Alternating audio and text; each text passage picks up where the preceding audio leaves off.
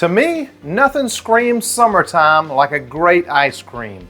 Whether you're having it with a nice blackberry cobbler, a keto pie or cake, or just by itself in a bowl, maybe mixed in with some of your favorite ingredients. Problem is, a great keto ice cream recipe is hard to find.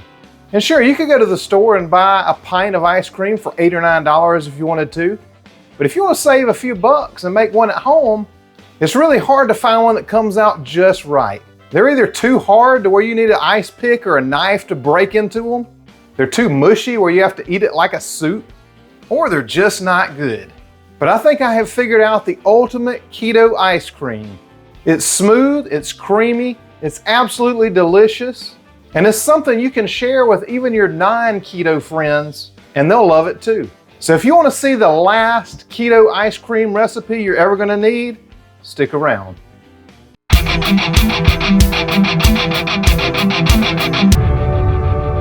Now, I've worked on this ice cream recipe for quite a while, and I finally nailed it. It uses simple ingredients that if you've been doing keto cooking for a while, you probably already have in your pantry and your fridge. Now, this recipe does use an ice cream maker, so I'm going to link the one I use down below, but if you already have one, you could absolutely use it as well.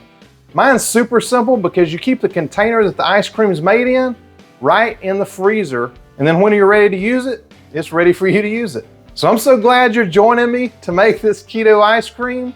I'm going to show you all the ingredients that you need, and I'll show you how to put it together. Let's go to the kitchen. Now, the first thing you're going to need for this keto ice cream is some heavy cream. You're going to need 1.5 cups of this. Of course, you can't have ice cream without heavy cream, so that's what we're going to use. The next ingredient you're going to need for this low-carb ice cream is some almond milk. And you want to make sure and get the unsweetened original. This one I get at Aldi. Don't get the vanilla. We're going to add vanilla extract in just a minute. And you're going to need 1.5 cups of this. Make sure you don't get the sweetened kind. The next ingredient you're going to need is allulose. And I can even find this one at Walgreens and CVS if you can't find any allulose anywhere else. You can also use other sweeteners in this recipe, so make sure you stick around till the end and I'll tell you what you can use and why. And you're going to need 3/4 cup of it. The next thing you're going to need is some vanilla extract. And you know my saying, buy real vanilla today, save a beaver along the way. You definitely don't want any of that fake stuff. Get the real deal. If you make it yourself, even better. And you're going to need 2 teaspoons of that. The next thing you're going to need is some unflavored gelatin. Beef gelatin is definitely the best. I've tried all of them. Some of them just don't give you the good results that this beef gelatin does. I'll put a link down below to where you can get this if you don't have it. And you're going to need 1/4 teaspoon of the gelatin.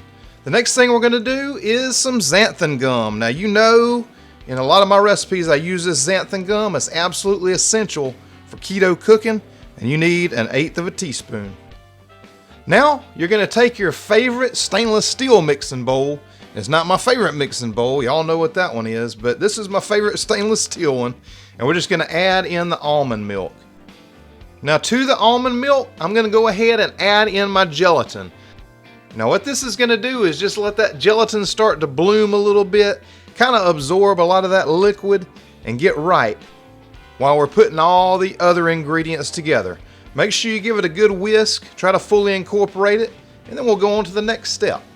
So the next thing I'm going to do is take our gelatin and almond milk mixture and add in some heavy cream. I mean, you can't have a good full fat keto ice cream without cream, right? So then just whisk it up and keep going faster and faster. Just whisk it real good. I mean, some folks say this is whiskey business, but I say you just got to live a little. Make sure you get it all combined pretty good. The next thing we're going to do is add in our allulose. And then, since this is going to be a vanilla ice cream, go ahead and add in all the vanilla. Now, if you want a different flavor, you could substitute 1 teaspoon of the vanilla extract for a different type of extract if you want. Like if you want an almond flavor, do 1 teaspoon of vanilla, 1 teaspoon of almond extract. Hey, it's up to you. The next thing you're going to add in is your salt. And I know you may be thinking, hey, this is a sweet dessert. What do I need salt for? Well, salt brings out all the flavors And it makes it where you don't have to use as much sweetener because it really brings out the sweetness as well. Make sure you whisk it all up good together, and we'll go on to the next step. If you love keto desserts and you're not subscribed to my channel, make sure you hit the button right down there, hit the bell beside it, and anytime I upload a new dessert video or any other video, you're gonna know about it. So the next step, we're gonna take a pot and we're gonna pour our ice cream base right into it. And we're gonna heat this up. Now this does a couple things. Once it gets up to temperature, xanthan gum needs to be at 125 degrees in order to fully absorb into this. So you need to bring it up to temperature. It's also gonna let the gelatin dissolve, and it's gonna make your results absolutely phenomenal. Now you can use either thermometer that you want to bring this up to temperature, and if you don't have a thermometer, I'll link the two that I use down there in the description as well as in my Amazon store. But just make sure you get it up to 125 degrees before you add in that xanthan gum. And if you're not taking this temperature to make sure it's got a nice fever going on, make sure you whisk it. We want to get all that xanthan gum and that gelatin fully incorporated in there.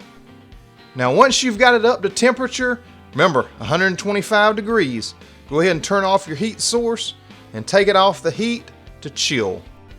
Now this is the point where you want to put in your xanthan gum and make sure it's over 125 degrees. We'll go in with the xanthan gum. Now what the xanthan gum and the gelatin do is just stabilize this so that when you put it in the freezer, you can take it out of the freezer without having to thaw it out on the counter or anything like that. It's going to keep it the perfect ice cream consistency. Just stir it up really good. Make sure that xanthan gum is fully incorporated in there. And hopefully you didn't wash that bowl out from earlier, because we're going to pour it right back into there.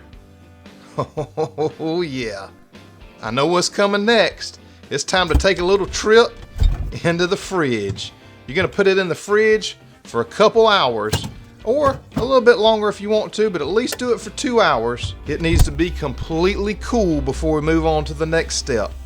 So after 2 hours, we're going back in. Oh yeah.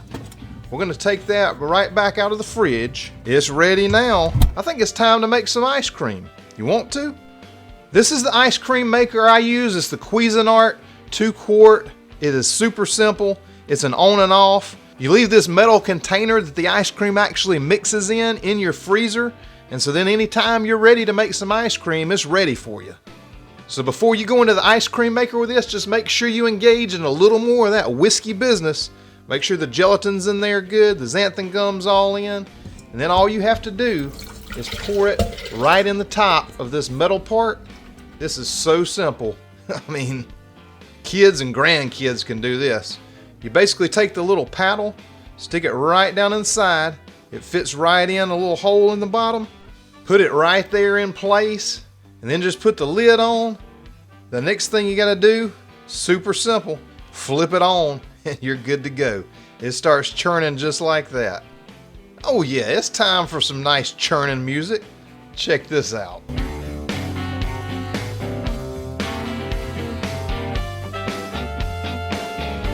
Now after 20 or 25 minutes, this is what it starts to look like. I mean, you can tell it's ice cream now, right? This is the consistency right here that you want to look for. And it's just as simple as turning it on and it does the rest.